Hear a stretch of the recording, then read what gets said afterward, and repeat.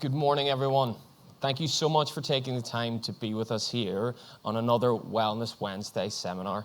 We really appreciate you giving up your valuable time and also showing your commitment to one of the core values that we hold here at Sunmarke. Positive education is entwined in everything your children do on a daily basis, and we firmly believe that growth mindset and that attitude can help develop so many of the learning superpowers we're instilling here today. So I will briefly take you on a little journey of my own.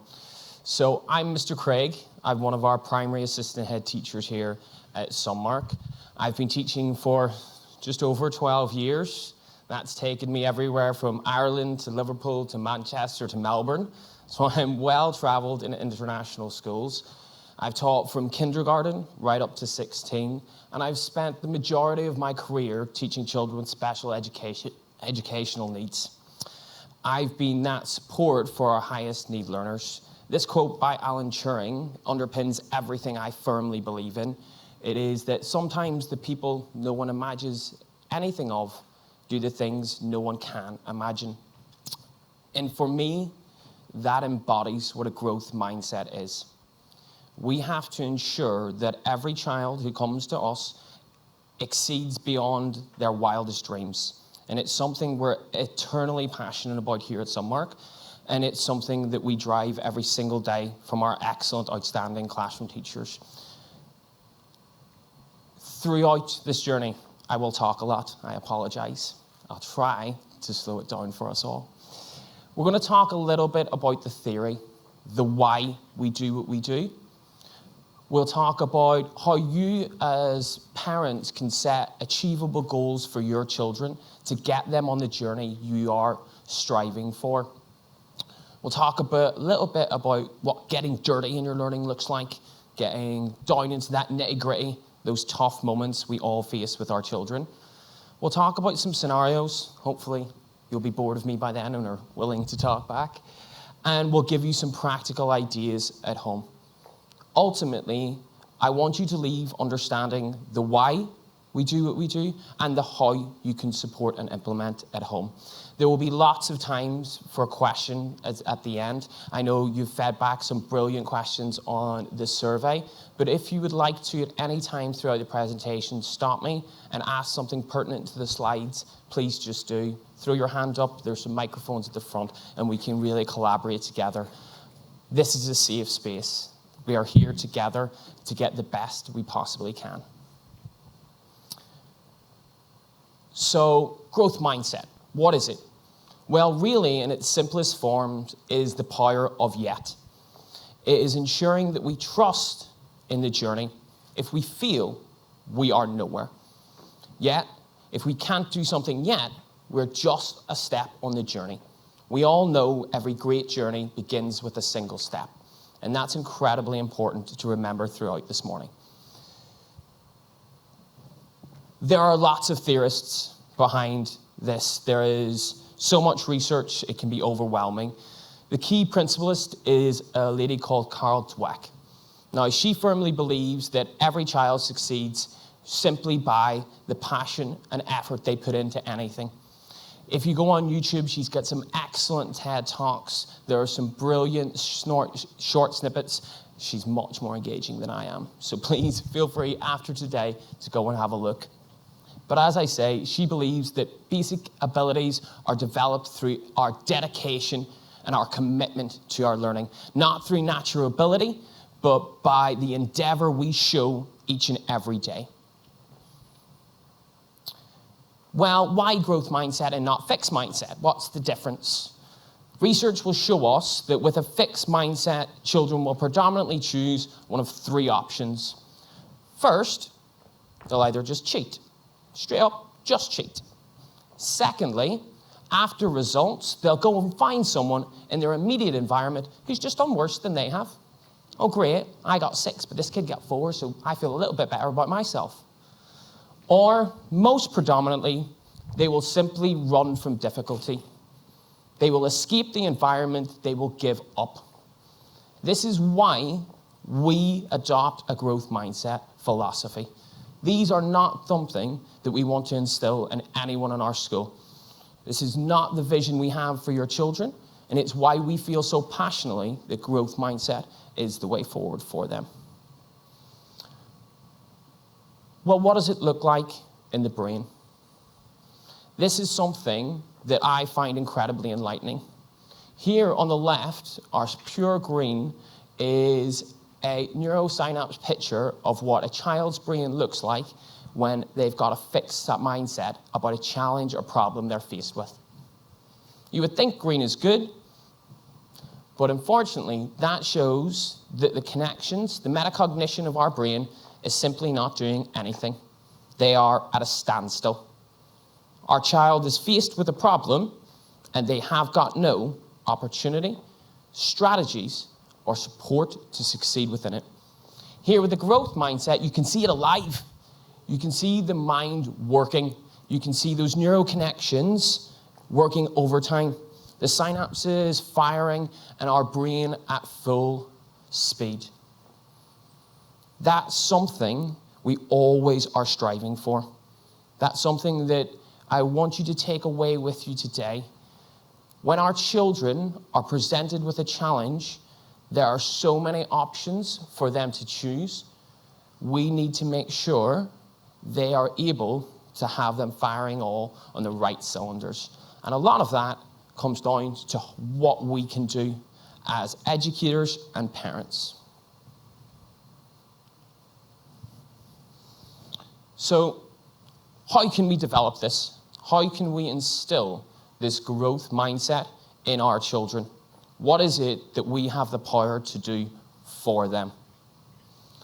Well, first off, it's about praising that effort.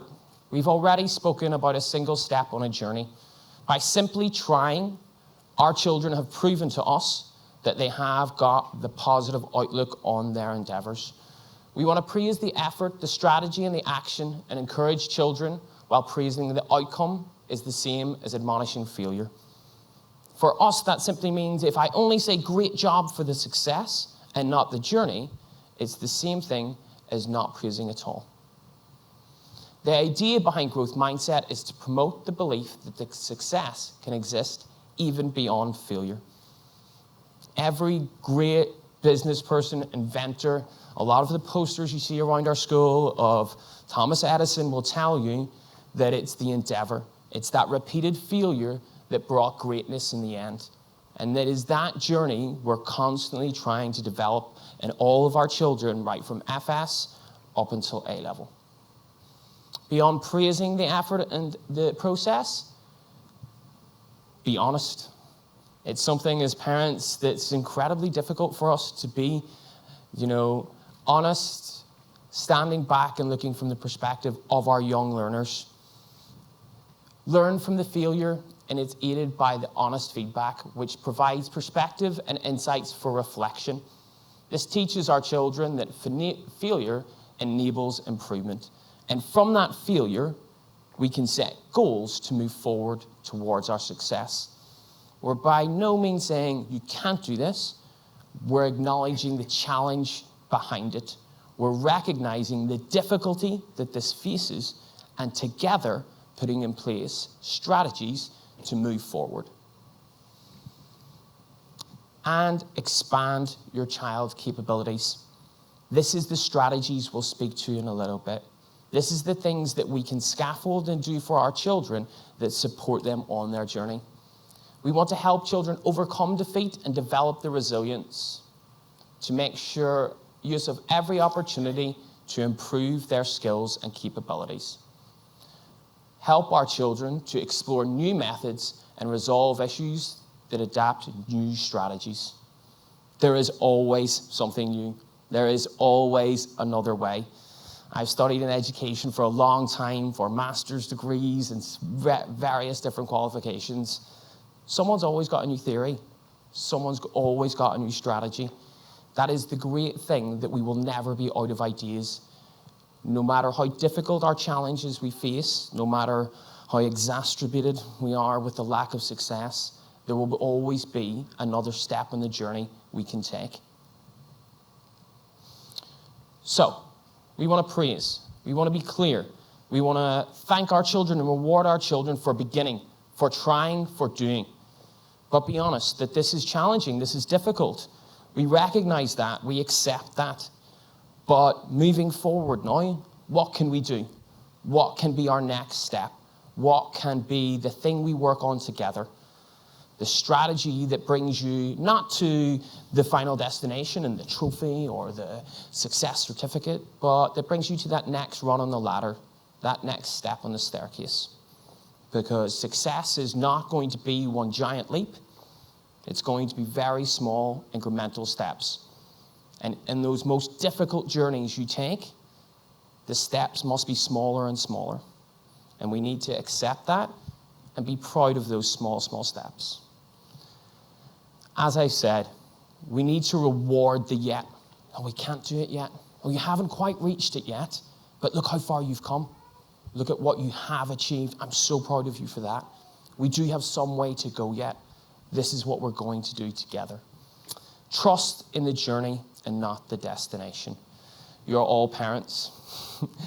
I cannot speak to you specifically about each of your journeys, but we have all been on them. We know that they maintain and hold their challenges. I can't solve that today. I'm simply here to give us some ideas and support that will hopefully help you with discussing these challenges and journeys with your children. So let's zoom out a little bit. I have a challenge. I'm new to Dubai. It's scary on the roads. Those of us who've been here long enough, well, I want to drive safely in Dubai. That's my ultimate goal. It's my big challenge. The last thing I'm going to do is go on to Sheikh Zayed at 7 o'clock at night. That would be disastrous. So I need to think about what my ultimate goal is, what my trajectory is, what my journey is going to be, and I need to put in place steps along that journey that lead to my success. So first off, well, I'm going to do something very specific. I'm going to say, well, I'm going to drive from my workplace to my home on the exact same route every single day. I'm going to do that so I've got a specific measurement of my success. If I do that one day, well, great. I have achieved something. If I do that for 2 weeks solid, I've achieved something even greater. Beyond that, I need to make this goal achievable. Okay, so on top of getting a safe car, I'm going to employ a co-driver. I'm going to look to support around me who can take me through that journey, who can, in my challenging moments, reassure me, who in my darkest times, when someone's cut me off, they can calm me. That's achievable for me. I can put that in place, and I know that that support will help me. Then I need to think of something relevant. I work in a school. I am lucky enough to be able to work hours of daylight, which means I can travel at 6 a.m. and return home at 6 p.m. That's relevant to me. If I was a night shift nurse, I couldn't set that relevant goal. I would have to be something different. So when we're setting our goals, we're thinking about not just the journey, but where we are in the moment. This, for me, is perfect. Time-based. Finally, I need to think about this long term. I'm going to give myself 2 weeks. 2 weeks of constant success on this goal, and then I'll review it, and I'll set in place something new. If at the end of 2 weeks, I find myself still not having a great time on the roads, I might continue this goal. I might adapt it. I might think, do you know, it's not specific enough. I'm going to go shorter. Or I might decide, oh, I have achieved in this. I'm now going to add a route. Before going home, I'm going to travel to Spinneys. And I'm going to stop there. I'm going to do a little shop. And then I'm going to go home. I'm going to increase my time. Constantly with the goals we set for our children, we need to be evaluating them, taking on board what has been successful and acknowledging what has not been. That is not a fault of those who set the goals or those who are in charge of achieving them. That's a process. So I've been able to now then put in place something specific for me, something achievable and relevant to the challenge I find with myself, and I've set myself a target within the time. I've made my goals smart. With any goal that any educator sets for your children, this underpins everything. They begin with this. Times tables, in year 6? Do they need to know their 12s and their 11s? Well, okay, that's specific. Handwriting in year 1. Are they starting with a and but? They are then honed in. What do they do first? What will that look like for them in a short period of time? And what is the hope long term? I spend a lot of time talking with parents about zooming out of where they are in the moment with their children. Your child is a precious gift that we constantly want to acknowledge, praise, and support on the journey they are at this moment. But we need to zoom out. We need to envisage, what do we see for this amazing young person at 18, at 22, at 30 years of age? These are the big aspirations we as parents have for our children. We need to think about the goals we're putting in place that help them on that journey. The small steps that build up the incredible journey and the ultimate end goal. Obviously, when they get to 16, they'll change their minds, but we only do what we can. So, I spoke at the beginning about a learning pit. This is a man called James Nottingham. This is the essence of what learning something new looks like, even for you in your workplace, at home, a new skill, a new activity, a new hobby. This is what it will look like for all of us. What is incredibly important for you to remember as a parent is no one goes from concept to eureka like that. It doesn't happen. It never has. It never will. There is a process and a journey that takes place. Along each of these steps is where we set our goals. One goal would never take us from the beginning and introduction of a concept to the final understanding and application of that. Each target is simply designed to help us on our journey. So, James Nottingham describes it as the concept is introduced. You are given what you find a challenging product. You then begin to question it. You then begin to think, why, how, what, and relate it to things that you already know, which is why you'll understand, if you've got siblings across our school, our learning is sequential. You begin by learning 1 plus 1. Then you go on to 10 plus 10. Then you go on to 100 plus 100. You learn in a sequence so that these concepts are underpinned by things you already know. Prior knowledge and learning will help you to make those connections and deepen your understanding. It's the very premise of how our curriculums are built. Once we begin to question things, that's when the pit happens. That's when we get into that dirty nitty-gritty, that challenging times when we go, I don't know. I don't have the answer. I'm not sure. We all have that. I've had that. Learning a new skill, baking, taking up a new sport. Those moments where you think, there's no way. I couldn't possibly. Our children have that all the time. They are introduced to constant new topics. They're continuously challenged and evolved with the things that they learn. They have those moments continuously. Our targets are designed to put them there and then develop them beyond. They then begin to that cognitive conflict where they're uncovering examples of the things they're learning. They're then starting to think, oh, okay, no, I do know that now. That's the thing I knew from before, and that's how that relates to what I'm doing in this moment and in this time. They're building those connections. As we've seen on the screen where our brains were working, those synapses and neurons are starting to fire. They're making connections between things that are already there, and then firming up the things that we're now learning about. Then it becomes a construction of our learning. We're identifying the patterns within what we have learnt, that sequence that I spoke about. We're then beginning to think about how that applies to what I'm being specifically asked in that moment. That maths question I found challenging 2 days ago now begins to make sense. It now has relevance to my understanding. It now has meaning. I can see what it is I'm being challenged with and asked with. And then, through that entire journey and process, I finally get to Eureka. I now understand. You can now give me 10 of those math questions, and independently and on my own, I can answer them confidently within the time that you require. That didn't happen in a single 55-minute math lesson. It can sometimes when our concepts are small, but our concepts tend to be big. And the things that you support your children with at home are not little things. Reading, handwriting, they are not little things. They are huge building blocks and cornerstones of our children's learning. They require lots of time, lots of little steps.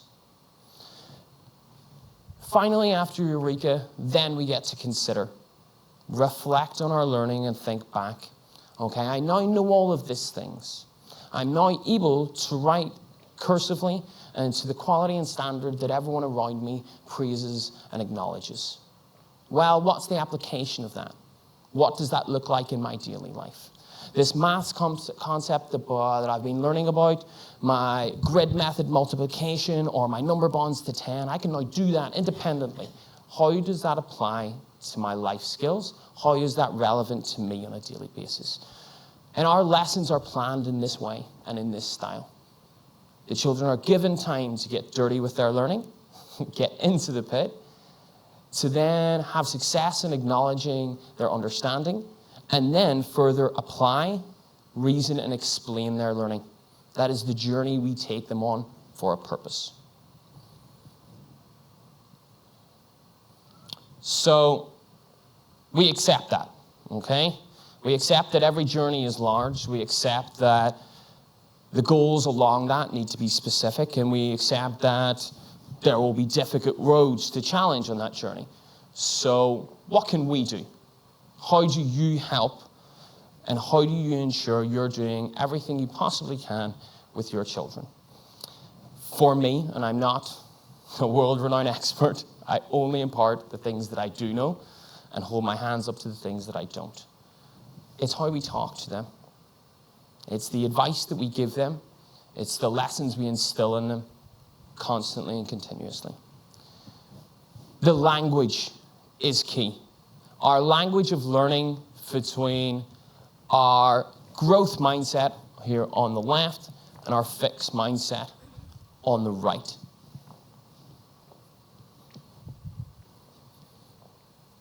I can. I'm inspired by the success of others.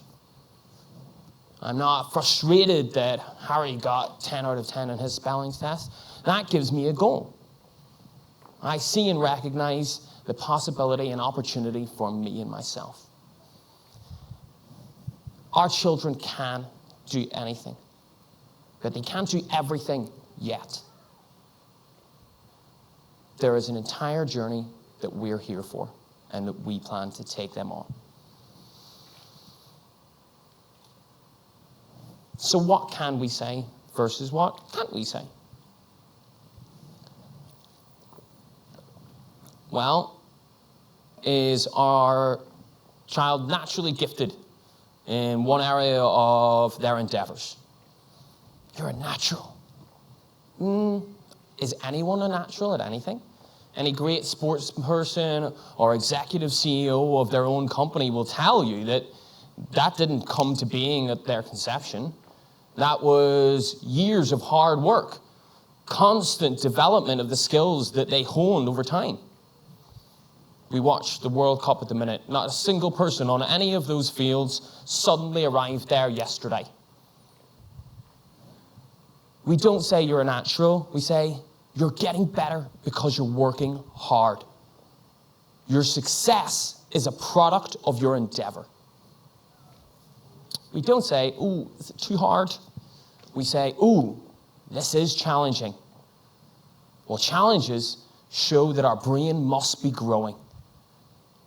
Challenges show us there's yet more to learn, which means there's yet more success to have. Not everyone is good at that, but just do your best. Give it a go. I don't know what education format you grew up in, but I very much grew up in that, where people had things they were good at, people had things they were bad at, and we kept them separate. That was fine. We didn't need to mix. You had your corner, I have mine, you stick in it. Your lane is your own. That's just not true. And in its core, it's just false information. It's a construct of an education system that didn't wish to challenge or innovate in the way that we know is possible, in the way that we here at Sunmarke are doing. So instead of try your best, give it a good old go, we'll see what happens. Well, you find it hard because you're learning. You won't know it right away, and we accept that. We're honest. We praise you for trying, and I am so proud of the things that you have achieved so far. But you're not there yet. I'm honest. But now I'm thinking of the strategies. I'm going to say, you're not there yet. But we can do these things to get you there. Collectively and collaboratively, your success can be part of a journey we go on together. And, oh, why did you get those ones wrong? Practiced them last night 10 times. You're 10 out of 10 last night, not today. Well, let's look at the ones you got wrong. Let's think about it. Let's find out why. Accept the honesty of the situation we find ourselves. We don't admonish the failure, we praise the journey. We all get things wrong all of the time. To have someone there to remind us isn't the most pleasant experience.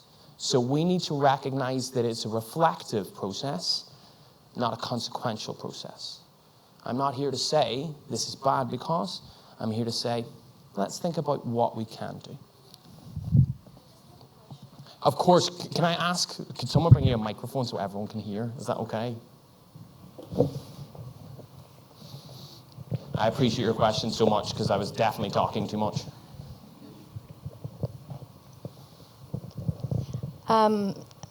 If it's hard, it's because you are learning. Sometimes they want to do sport or learning new things. They are desperate to do it and succeed in it. But they are just not good. They don't know. For example, let's say football. If for example my son loves football, he wants to play football. He is playing football, but he's not good.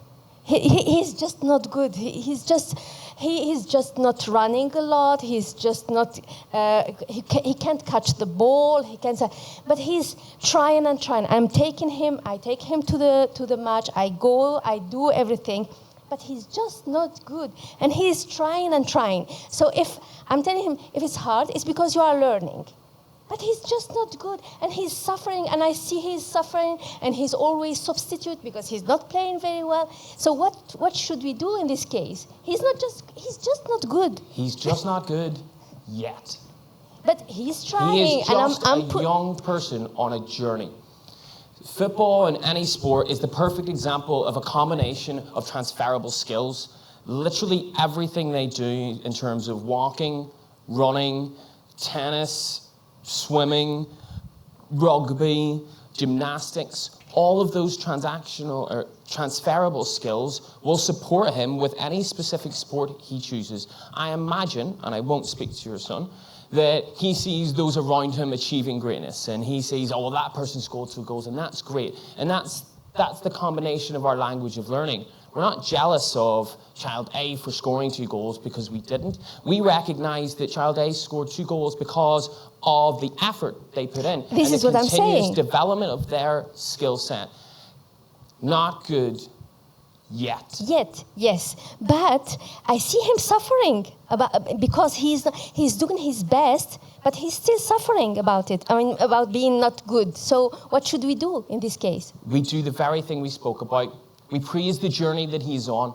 Yeah. We give him the thanks for his efforts. We look at the positives and the progress that he has made. We then are honest and say, you still have a long way to go. Yeah. I can see that your goal is to score a hat-trick, and you haven't yet done that. So let's think about the short-term things that we can do. Let's think about the day-by-day activities you can be putting into your routine.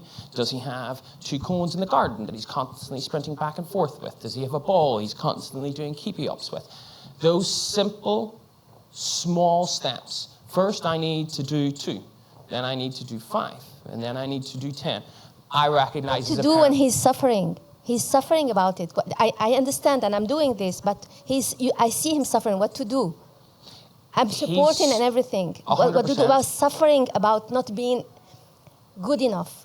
This is what he's suffering, I would imagine, because he isn't at the end of his journey yet. He isn't at that point of success. And all of our children have grown up in an incredibly convenienced environment where things are instantaneous for them. They do often feel like, oh great, I'll be great at this. We praise the journey.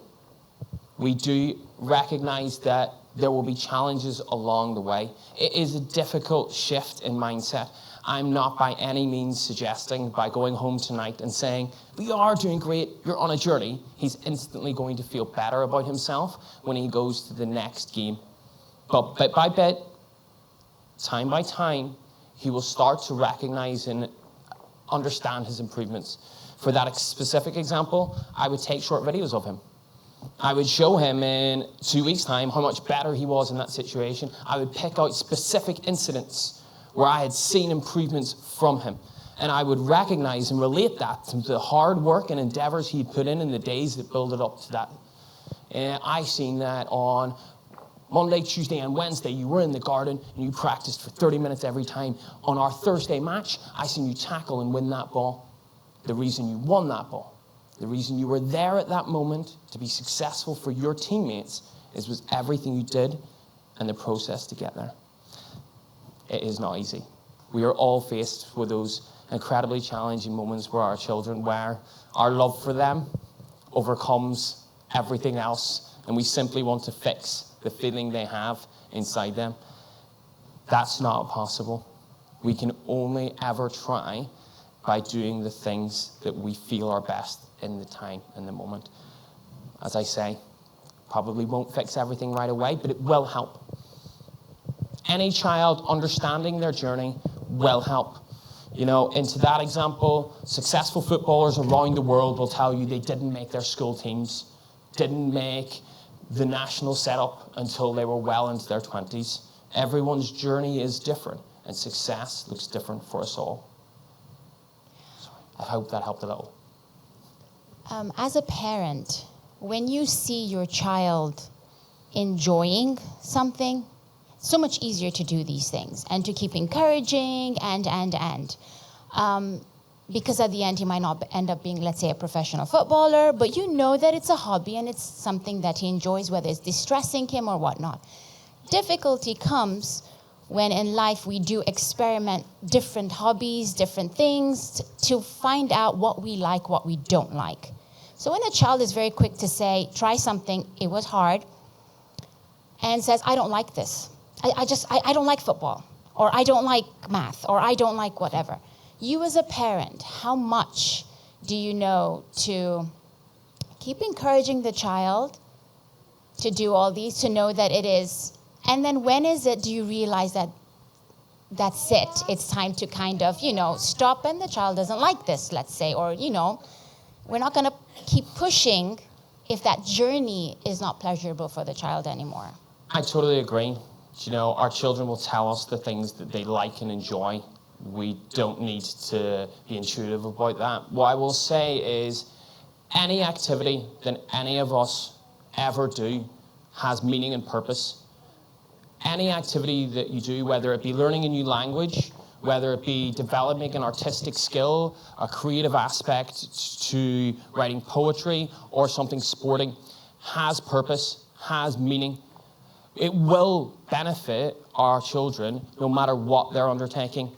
I would say, for me, if it's an instantaneous, I don't like this, or it's a clear barrier based on something they find challenging, that is when I apply my deepest efforts of encouragement, praise, honesty, and then strategy. Because that is when I can see there is success to be had from this if our children are able to endeavor and enjoy the journey. Sometimes people just don't like certain things. The challenge with not liking math is that it's here to stay. It's a bit like not liking handwriting when you're very, very little, that's tricky, you're going to have to do quite a bit of that for the next few years. Should it be dance or something artistic, then I would maybe consider what I knew most about my child. You will always be the person who knows most. Never forget that in any room that any educator or professional or specialist puts you in. You do know more about your child than they do. You might not know more about the journey, but you know more about the person. And then I would recognize with that person that there's still going to be benefit to you learning poetry here. It still develops things within your mindset and within your brain that will be purposeful for you on your long-term goals and journey. Of course. Well, someone's got a microwave somewhere. Sorry. So I have a few questions actually. Firstly, like our child doesn't want to do something, how to get them initiate that thing? Secondly, they have a fear of an activity, a sport, anything, or a fear of a failure at that. So, they would just say that plain, I don't want to do it. And if you try to address that with them, like, maybe you're thinking that you would not do good at it, and that's why you don't want to do it. No, I just don't think that. They're not ready to, accept that fear of, that fear of failure in front of their parents or their siblings, and they just try to simply avoid it. One more question, I have like three. One more is that, how to accept them, how to make them accept the defeat or the failure gracefully, and how to make them overcome it, and how to make them work about. I would say I do it, but the talking part, the psychology, how to handle that, how to make them understand that it's okay to fail, it's okay to do this thing and not good at it, and then you will overcome it at some point in time. How to instill that thought in your child's brain? I think for me, what you've touched on with the fear and the sort of dysregulation in defeat or failure speaks to the heightened emotions we all feel at different times. It's about understanding those and recognizing them, which you clearly have done already. It's then about labeling them for our children, putting a big stamp on it and saying, you're feeling angry and afraid and frustrated. You're in the red zone. If you're in any of our key stage 1 or 2 families, you'll know that the children talk about their zones of regulation. Yep. That's intertwined with our positive education. We want to name these emotions we feel, and then we want to think about strategies that help support us transition back to a regulated state of control. It's then about thinking about the smart targets. If it's fear, let's say it's swimming. Let's say that our child has a huge barrier to even getting near the water. Okay? The ultimate goal is being in the water, swimming. Okay? But the steps to get to there are numerous. They'll be in the learning pit throughout that process. We need to think, okay, what's smart here? If they want to swim, well, they need some exposure to water, but taking them to a pool at the weekend is going to be far too much. Could I take them to the beach to start with? Could we just paddle in the water with just our feet? Okay, if the water's too much, then we just walk alongside the water on the beach. And what we need to recognize about this journey is that's just one part of the target. That recognize can't happen just once. That will need to be built upon time after time. And we'll need to do that until we see that person confidently and independently doing that before we develop and move on to say, okay, now we're going into our knees, or now we're then going to go up to our waist. Every single challenge can be broken down into more and more steps. And along all of those challenges, thank you so much for bringing up the emotional side of it, there will be emotions that heighten and provide and add additional challenges to what we're faced with. We always want to, for our children, equip them with the skills to understand how they're feeling, regulate that emotion, and transition back to a state, whether that's breathing techniques, whether that's closing our eyes and thinking about something safe, or whether that's providing comfort with an adult who's secure and safe to them. Or sometimes simply just by talking about it. Yeah, I was mad afraid. It was so scary. Labeling and owning those emotions can help us transition past them. But one thing is that sometimes they don't even want to talk about it. They just plain say, no, I'm not scared. I know I can do it. I just don't want to do it. That's just a hideout for them. Behind that thing that they can do it, but they actually don't want to initiate it. There in it, we have to trust in our children. We have to recognize that if they're telling us something, there's some truth behind it. But in your situation, where you can see the fear and emotion, we just need to constantly develop that conversation skill. We need to probe, we need to support, and we need to put things in place that develop the honesty in labeling their own emotions, but also that develop their ability to access the challenge they're faced with. Okay.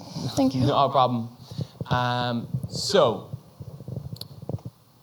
encourage our children to sing. So hopefully this kind of encompasses some of our brilliant questions. These are things that we can say to our children, or we've talked about things we can say to our children, but what about when our children sing? Oh, I'm no good at this. Can't do this. Don't want to. It's not that you're no good. It's that you're missing something and you need to think, what am I missing from this situation? Is it more effort, endeavor, and training? I'm really great at this. I'm brilliant. Well, no. You're working hard at this. I'm enjoying success because of the effort that I've put on. I give up. I'm done. I'm out. Okay? But what strategies that you have learnt can we now try to include that will help you? It's too hard. It is difficult. This will take time and this will take effort. But that time and that effort will see success. It's a complete shift in the vocabulary and the language that we use with our children and that our children use with us. Your examples are perfect examples of how it's not going to be instantaneous, how nothing I can say today can bring immediate success for anyone. But as we spoke about at the start, it's that single step on a challenging journey that I'm encouraging us all to take. And it's that single step, if your children are able to take, that will ultimately bring the success. Making mistakes is a good thing. Challenge is fun and easy is boring. This is the kind of language that our teachers instill and encourage constantly in their learning. You will see, whether it's on Seesaw or OneNote, that there's always that additional challenge in our lessons. There's always that next step. No child ever anymore puts their hand up and say, I'm done, and we'd have a little relax and a break. It never happens. I'm in lessons constantly, and I promise you that doesn't exist anymore. There's always something additional. There's always something more. There is always another path or step to take. So, let's have a look at, we're just about good for time. Let's have a look at what we could do in some of these situations.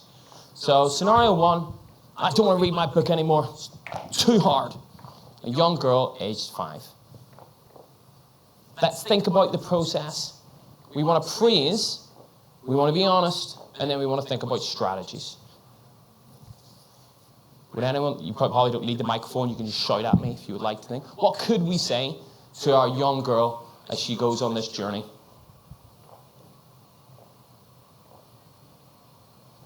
Great start. Well done. Love this book. This is actually one of my favorites as well. Well done for giving it a go. Now I'm going to be honest. We are still on the journey. You're finding these CVC words really challenging. We're struggling to blend our phonic awareness into challenging words. That's okay. That's where we are in our journey. I didn't learn to read overnight. It's a process. So what can we do that makes you feel better about where we are? Well, value that student's choice. Value your child's choice. Are they saying, I really don't like this book, it's super boring, it's about horses, don't even like horses? Or are they having trouble and challenge with something specific? What kind of strategies could we put in? Can we look at an audiobook for this moment? Can we read with an adult or be read to by an adult? What skill are we trying to get from this? Am I asking you about stories like, what happened? How did that character feel? Am I delving into your comprehension of the story? Well, could I do that through a video? Could I look at one of our Pixar shorts that's 3 minutes long, and can I ask you questions about those characters? Can I ask you about that storyline and the sequence of events that happened in that? Can I still develop the skill I'm trying to work on whilst not putting you in a situation you find to be too much? Because at the end of the day, I valued your opinion. I've listened to you. Or are you one of those lucky parents who's got a key worker just in the year group above, or 2 above? In many meetings, I say, you've had multiple children. That's a miracle. Congratulations. Use them. Pay them. Make sure you're getting the most out of them. They were hard work. Always. Siblings. Key skill. What about scenario 2 with my little boy here? I hate handwriting. My hand starts to hurt, and Harry's way better than me. What might we say?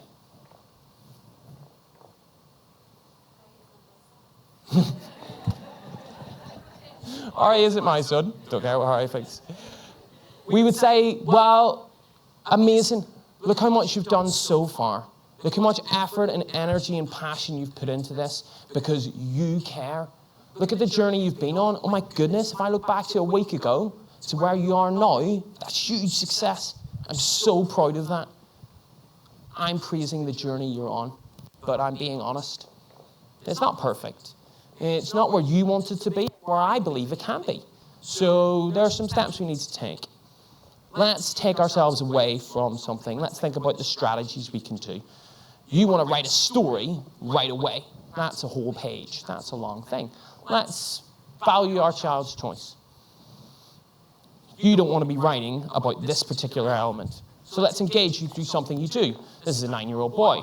The World Cup's on at the minute. He loves football. That's great. He can write player profiles. He can write match reports. He can describe the characters that are in the game. I would imagine many of our young boys would love to do a character profile on Ronaldo or Messi, talk about the adjectives that could describe them, both their abilities and their physical attributes. All of those things are an interest. I get asked often about iPad time and how do I get them away from Roblox and Minecraft, and I say, well, you strike a balance. If they want to watch a video of some guy on YouTube playing a game, that's fine, but they need to write me a report at the end that explains in detail what happened in that 5-minute slot. And for every report you get a 5-minute slot. Or if they want to play a game for an extended period of time, that's fine. You can play that game, but I want a detailed profile of everything you did, time-stamped and bullet-pointed, that showed the successes that you had, the failures you had, and then outlines what you're going to do next to improve it. If you want to begin the next day, I need to see that report. I need to know that you understand the purpose of you going into that Minecraft world and what you're going to build based on what you've already done. It's a trade-off. It's bribery. We think about quality over quantity. If our child's struggling with their writing and they're trying to write a 2-page story, boil it down. Let's write 2 sentences. Let's make sure they're exceptional. Let's go for quality. Let's orally rehearse the sentence. Let's give up our time as the adult in the room and really talk through what it is they're looking to get from it. And let's celebrate all the little things. Let's really talk about the journey they're on. They're not yet ready to publish a novel, but one day they might be. And these 2 sentences are a step on that journey. Explore the genres and showcase freedom. Embarrassing insight. I write short stories for children. I don't show them to anyone, not even my wife, never sees them. A lot of the time, I'll write it and I'll rip it up. Not because I think it's bad or because I think it's great, because that's not what it's there for. It's to give me some creative insight, influence. Our children, their work doesn't need to always be critiqued. They can have an opportunity to just be free. Ultimately, before we begin questions, take away two things. Trust that we are on a journey, and trust that their journey will lead them to success. And use the language of learning.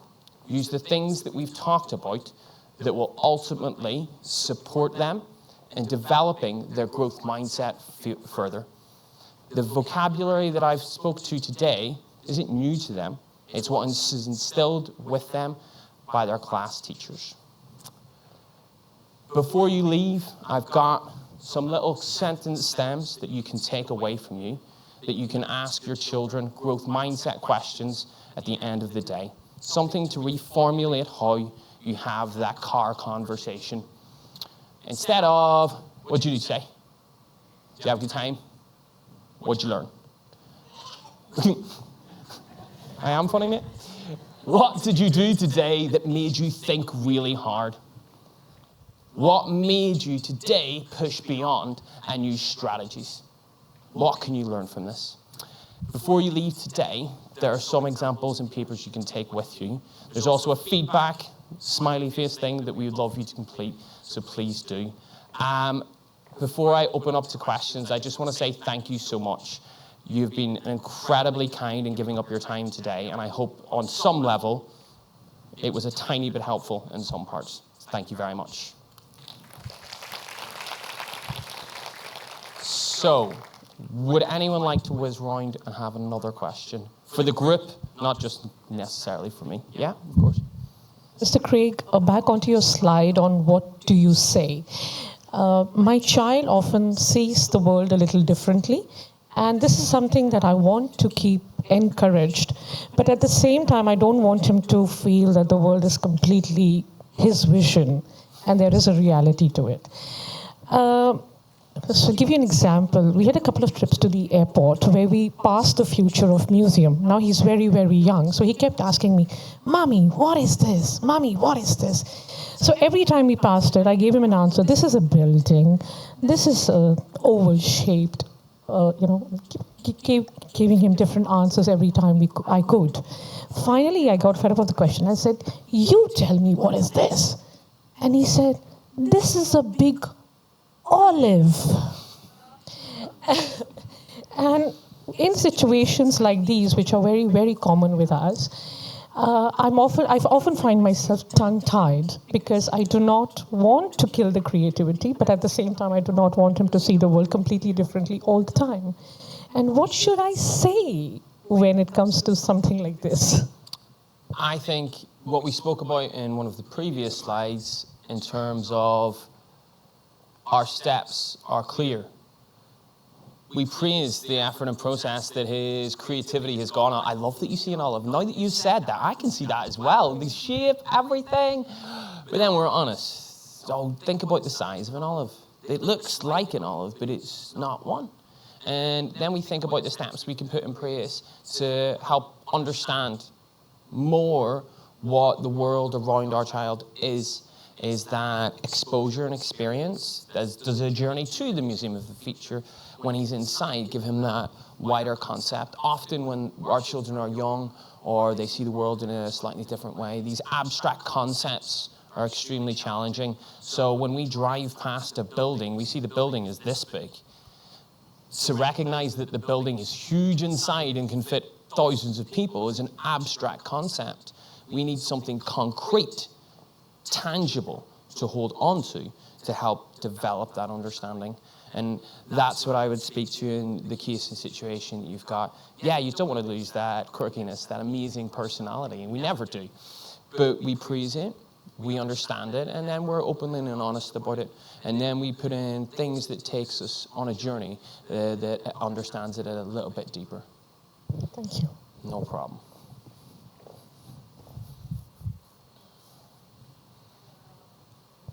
Oh, I don't think yours got turned on. That's a bit upsetting. Yeah.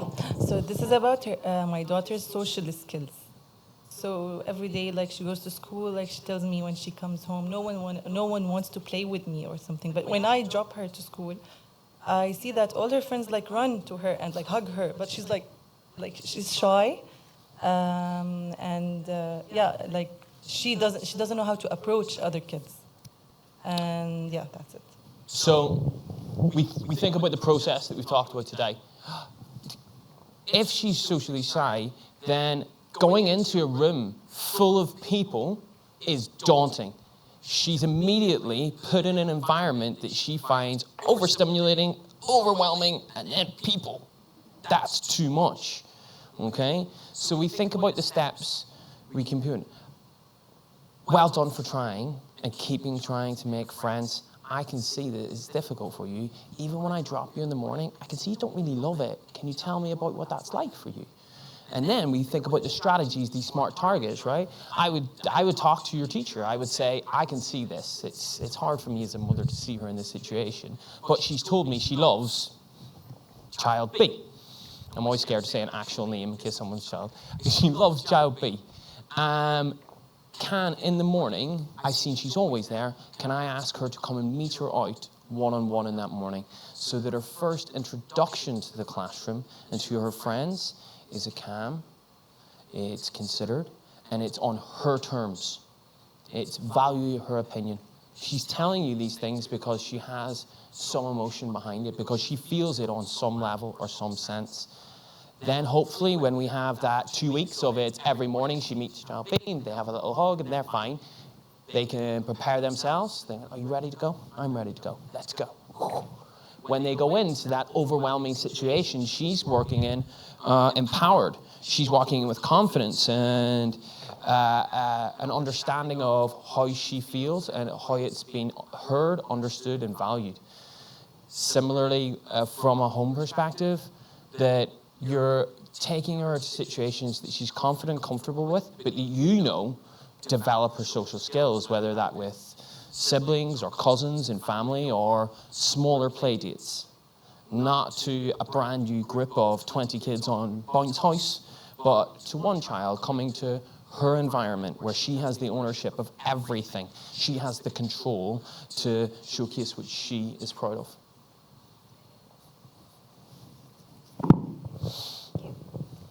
More than a question, I have like an insight for me. Please share.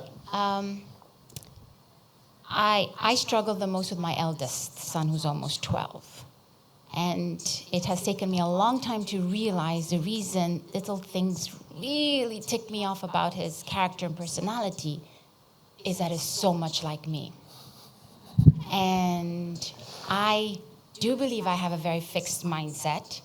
And then when I see his character very perfectionist and, wanting things exactly that way, and if he doesn't, and fear of failure. So failure is not a motivation like it is for my husband. It is more a handicap. Again, I relate to everything so much so that if I don't work on myself, I am unable to help him and advise him. So I've seen it as a journey more for when he's stuck, all these things that I need to say to him is pretty much what I need to now for him to see me do, which means whenever things are challenging or I'm scared, I'm always the one, no, you guys should go ahead and do it. But I'm like, I don't want to get on that ride, He needs to see that. So even though he says some things that, just block it, and I should accept that for now because I know what he's feeling. I can relate to that. I can relate when things don't turn out that exact way. I want to give up. I care what people think. I don't want to embarrass myself.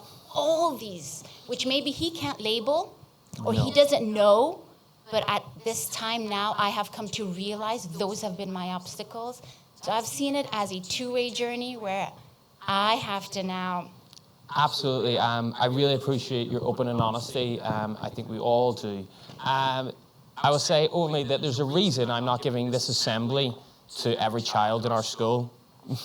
This is ingrained in our children. This is how they are delivered learning and lessons all of the time.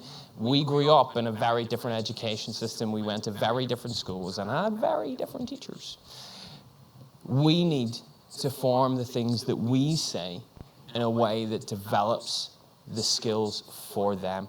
That's a complete shift in mindset, on the way our brains work, and the way our metacognition and understanding of learning is.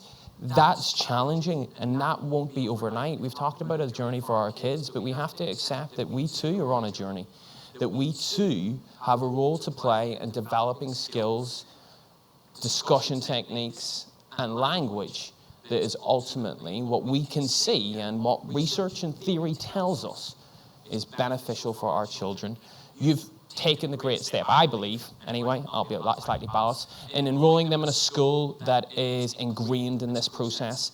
If you're in Key Stage 2 already, you know our STEAM curriculum has everything that I've spoke about it today intertwined in every single element. That's coming into EOIFS and Key Stage 1. You've done that step. You've entrusted them to what I believe are outstanding teachers and incredible educators in every year group. But I can see by your participation and willingness to be here today that you as well at home want to do even more. Just trust that that's a journey of small steps for even you. Think about the smart targets you're going to set for yourself. You're going to take away the sentence sheet today. You're not going to show it to them. You're just going to keep that. That's a little private thing. But in the car today, you're going to ask them that one question. And you're going to ask them that one question every day from now on for a week. And you're not going to probe deeper into the answers. You're just going to let it sit there in the air. You're going to accept what they say and say, okay, cool. And then, over time, you're going to see it develop. And then you're going to ask another question. And through that process, you yourself will help develop a deeper and greater growth mindset. You will. I promise you will. It just won't happen overnight. Is that everything from everyone? Then I really appreciate it. I think I've probably just gone over our time, but again, thank you so much for coming, and I thank you for all your excellent questions and time. Have a wonderful day, and a lovely long weekend. Woohoo!